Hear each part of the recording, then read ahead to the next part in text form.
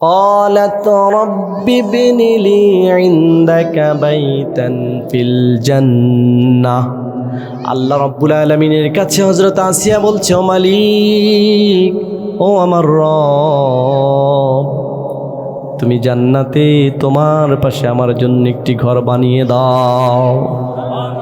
জীবন তো চলেই যাবে, সব কিছু দিয়ে পরীক্ষিত হয়েছে আল্লাহ, জীবন দিয়ে দেব তবু ঈমান দেব না। ক্বালাত রাব্বি ইবনি লি ইনদাকা বাইতান ফিল জান্নাহ, শুধু জান্নাতে তোমার পাশে আমার জন্য একটা ঘর বানিয়ে দিও। কন্যা সুবহানাল্লাহ।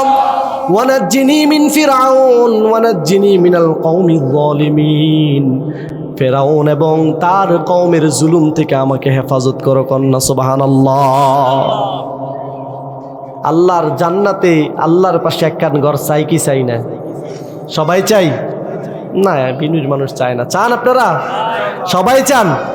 কারা কারা চান দুই হাত তুলে দেখান তো আল্লাহকে। আল্লাহ আমাদের সবাইকে কবুল করে, সবাই আমিন। সত্যি চান তো? সত্যি চান? আল্লাহর ঘর পাওয়ার জন্য এখন যদি আপনাকে ধরে নিয়ে বলে, তুই যে আল্লাহর উপর ঈমান আনছ, তোর একটা হাত কেটে ফেলবো, ঈমান থাকবে?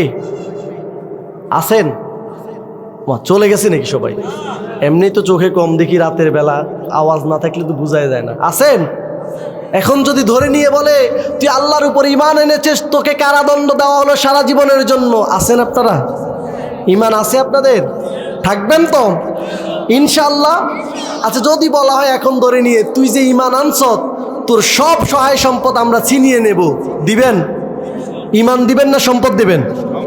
দিবেন তো ইনশাআল্লাহ? যদি বলা হয় তুই যে ঈমান আনছ, তোর এখন সব স্ত্রী পুত্র সহায় সম্পদ সব ছিনিয়ে নেওয়া হবে, ঈমান দিবেন না সব দিয়ে দিবেন? দিবেন তো ইনশাআল্লাহ? দিবেন তো ইনশাআল্লাহ? কারণ কি? ঈমানের বিনিময় আমি যদি স্থির থাকতে পারি, দুনিয়া নিয়ে গেলেও আল্লাহর কাছে সম্মানিত হব। কথা বলেন ঠিক কিনা?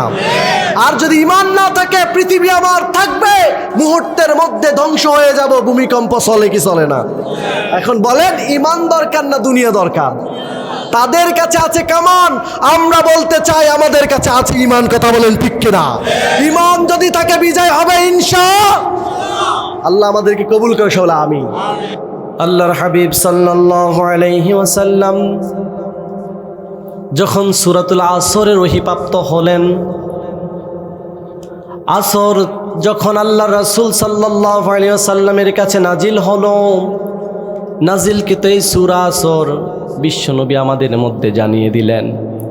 আমরা সূরা আসর শুনলাম, অতঃপর আমি বাড়ির দিকে যাওয়ার সময়, এমন তো অবস্থায় মিথ্যে নবুয়তের দাবিদার মুসাইলামাতুল কাজ্জাব, ভণ্ড নবুয়তের দাবিদার, সে আমাকে দাঁড় করিয়ে বলল, আমর ইবনুল আস, তোমাদের সাথীর কাছে যে